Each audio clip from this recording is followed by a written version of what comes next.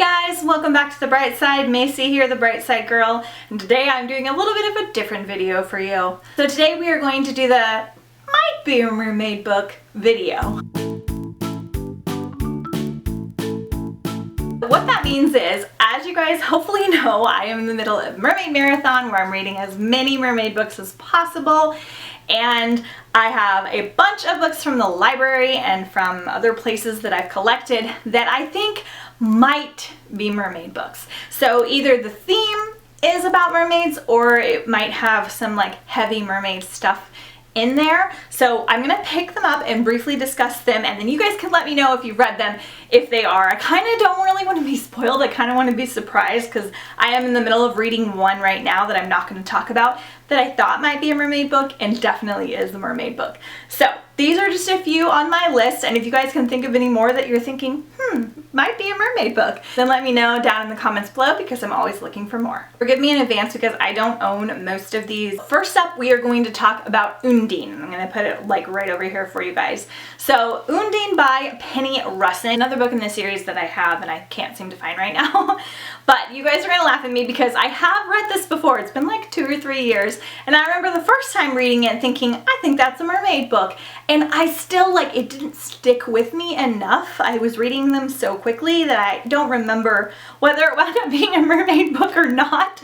I remember liking it, but I just don't remember much about it. Now, the reason I think this might be a mermaid book, A, because of the cover, and also because of the description. So the front tagline is "The magic, the girl, the ocean inside her." So that's one thing right there. And then Undine, from historical standpoints, are a category of elemental beings that are associated with water in some way.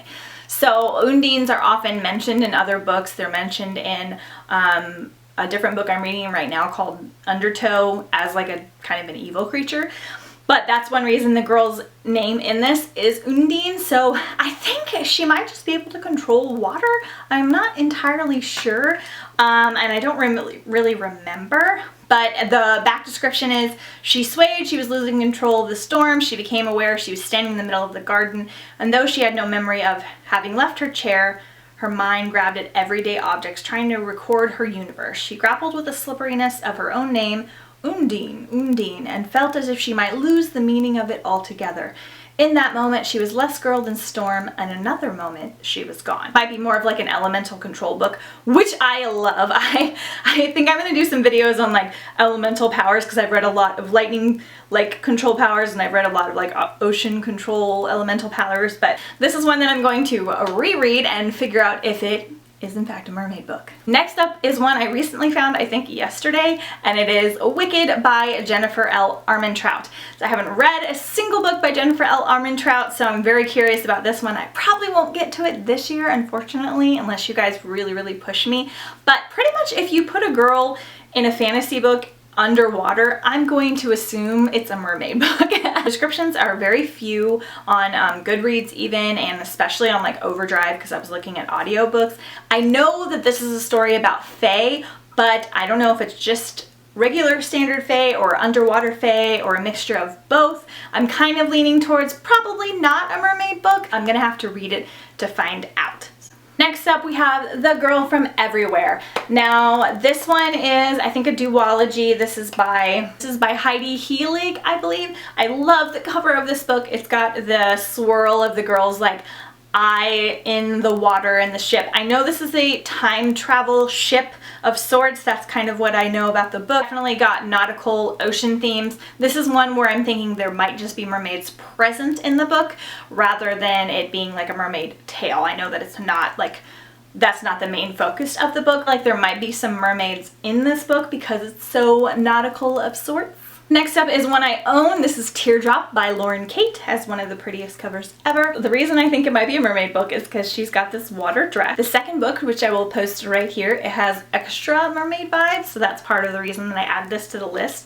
So the tagline for this one is "Everything you love can be washed away," and then on the description it says "Never ever cry." Her mom has drilled a rule into her that she can't cry because something about the water is bad or good or whatever it is. So might be, again, more elemental control of things, but I'm thinking this one I'm gonna lean more towards that it is a mermaid book. Then we have Song of the Current by Sarah Tolkser.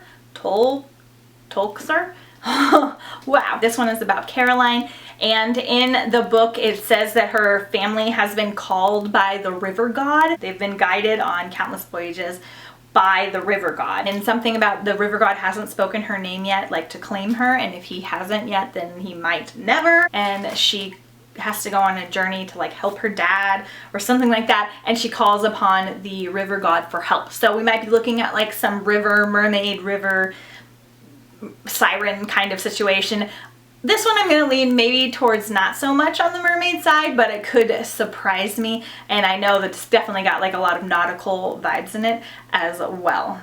Then we have Salt and Storm by Kendall Culper, and this one just has such a beautiful cover, oh my gosh. And the tagline for this one is, "You don't know what you must give up to become a witch." Avery has to claim her birthright as the Witch of Prince Island, and to make the charms that have kept the island sailors safe at sea for generations, but instead she's held prisoner by her mother in a magic-free life of proper manners and respectability. So I'm thinking ocean witch, sea witch / mermaid. I'm hoping. This one sounds really, really cool either way, so I'm really, really pumped to get into that one as well. I'm going to try and get into that one this year. Hey you guys, that is all for this might be a mermaid book video. I hope to do more books in this series, like might be a dragon book, which will be kind of tough to do, or you know, might be a witch book, because I have a bunch of books like that where I've bought it because I'm like, this looks like a witch book, this looks like a vampire book. So I thought this was kind of a fun new series to do. Let me know if this is something that you guys like by giving this video a thumbs up, and also commenting down below and sharing your thoughts. And yeah, hopefully I'll read a few of these and I can do an update. I will try to update you like along the way via Instagram and stuff like that, because I think this is going to be really fun. So thank you guys so much for watching, and I'll see you guys next time on The Bright Side. Bye!